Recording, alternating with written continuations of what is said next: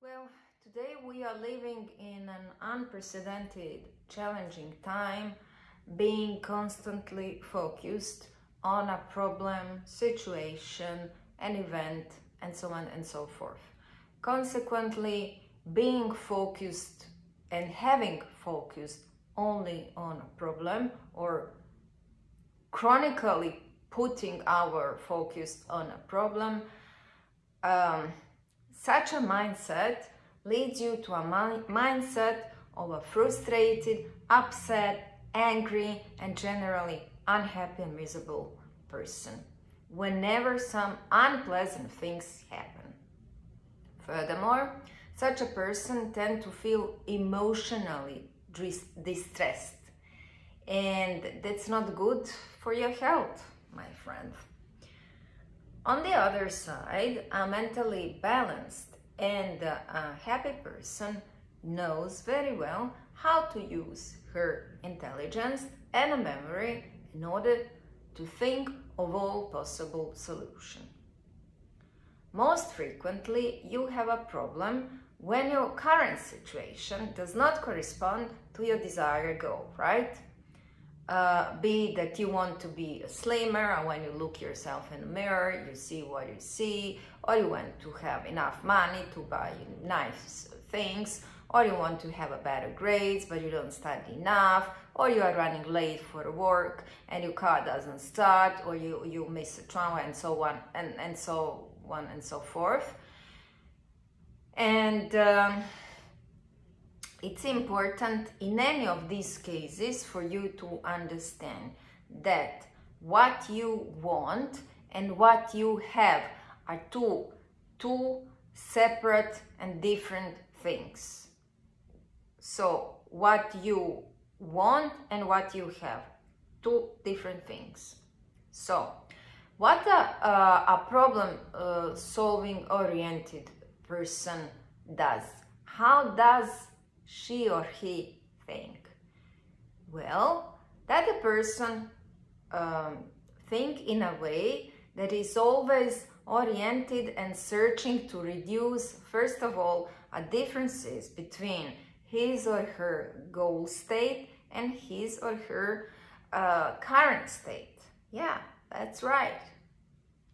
It's all about you to search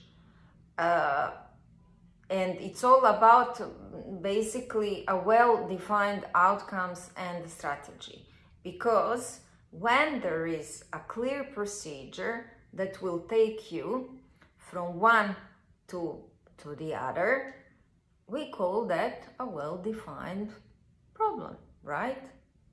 Let me take an analogy of making a pancakes. Making a pancakes is also a well-defined problem. For the first, you follow a recipe and voila, you have a pancakes. And the other way around, if there is no clear procedure, you get lost and you repeat always the same mistakes. And you get undesired outcomes as a result of your ill-defined problem.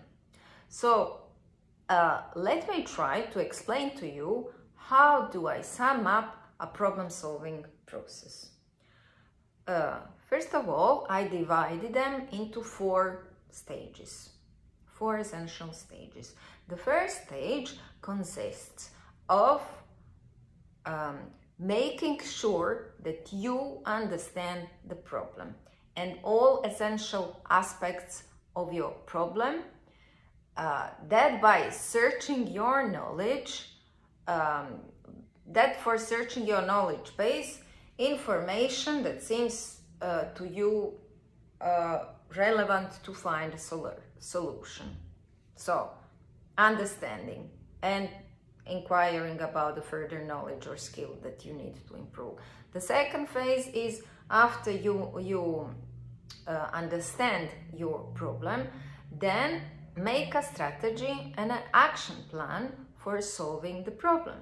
The third stage is about carrying out your plan by executing your solution. And the last, fourth phase is looking back on your work and asking yourself, how could it be better, or could it be better if it's not perfect? This is how it should be done, my friends, and unfortunately most people make one huge and essential mistake that derails the entire process, making it far less likely that they will succeed. What I'm talking about, and what is this mistake about? Well, most often people skip the first phase. You remember, understanding the problem. So regardless of what your problem is about, let's say that inexperienced problem solvers person, maybe usually a student or a young person, tend to jump right to the solution stage of problem solving with typically disastrous consequences, right? Thus, they often use a trial and error strategy in which the first solution that comes to their mind is put immediately into play. You know, they have no patience to wait, so voila, take it or leave it. Hence, and consequently, because they did not take enough time to fully understand the problem, their solution attempts to fail when and whenever some unforeseeable bug pops in. In a contrast, a person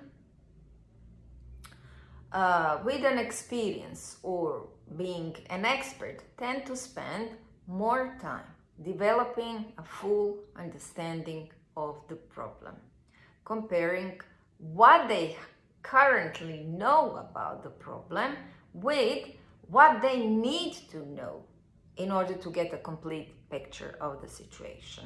And because they spend more time in the first stage, we said understanding the problem, as they are more likely to derive a successful solution rather than spending lots of time in generating a failure solution that leads you to the emotion that I mentioned at the beginning.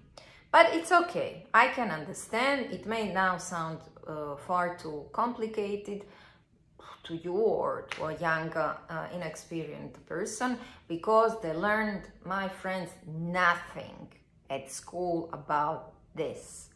They learn nothing. What is a problem? What is a solution? How to solve a problem? How to think? How to critically think?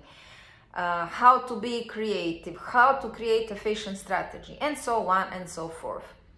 And it's an essential skill, but I have a good news. If you don't have that skill, it can be learned. Until then, let me share you one little skill that may help you, that you can practice and learn it yourself when you encounter a challenge or a problem. So when you encounter whatever challenge, first of all, don't deny it. Don't deny the problem. Don't deny the challenge. Accept the challenge, accept the problem, and ask yourself just one simple little question. What solution can I think of here and now?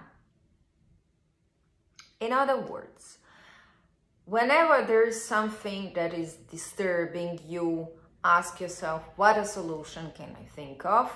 And hence, put your focus on a solution. So, what can I do here and now? Rather than on a problem. And think loudly on one or two possible solutions, or as long as you don't find an appropriate one. If a solution is not easy to find, brainstorm in your own mind with yourself or with other person, with an expert. Indeed, my dear friends, very often a solution might not be an easy job. I'm aware of this. Yet, we'd better be consistent and persistent and always just asking ourselves in such a situation, what a solution can I think of? And do our own brainstorming. So we must not, never ever give up, and everything will be okay. So much for now. In my next video, I will share some information and tips with you how you can implement the 4 essential steps that I outlined before, how you can implement them like a real expert, like I do. So don't forget to subscribe to my YouTube channel, leave your comments, write to me, make an appointment for consultations, and see you soon. Take care.